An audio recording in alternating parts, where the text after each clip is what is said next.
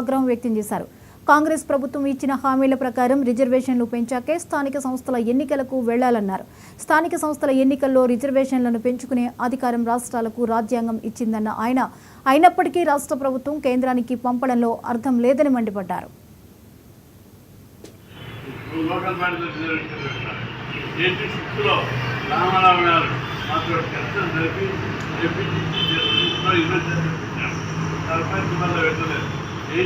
నుంచి 92 వరకు అనేక ఉద్యమాలు చేశారు.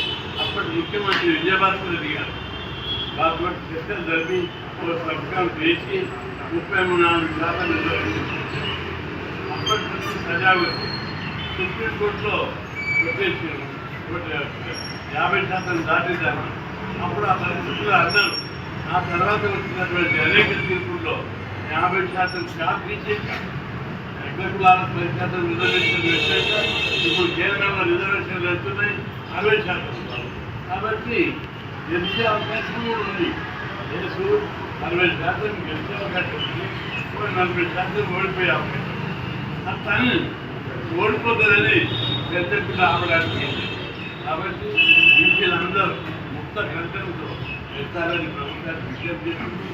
అదేవిధంగా ఫీజుల బకాయిలు, విదేశీ విద్యాశాఖలు అన్నీ పెరుగున్నాయి, అన్నీ వెళ్తారని చెప్పి ఇన్ఫర్మేషన్ కమిషనర్లో ఒక్క బీచ్ కూడా లేడు. మిగతా 3 బీచ్లకి ఇవ్వాలని, మంత్రివర్గంలో కూడా బీచ్ల సంఖ్య పెంచాలి, మంచి పోర్ట్ఫోలియోలు ఇవ్వాలని చెప్పి విజ్ఞప్తి చేస్తున్నాం. పాజిటివ్గా తీసుకొని బీచ్ల మన్నన ఉండడానికి ప్రయత్నించి, అంతేగాని మేము మేమే పార్టీ బీచ్లతో ఎగబెడతామంటే బీచీలు అంత చెవుల పూలు పెట్టుకొని కూర్చొని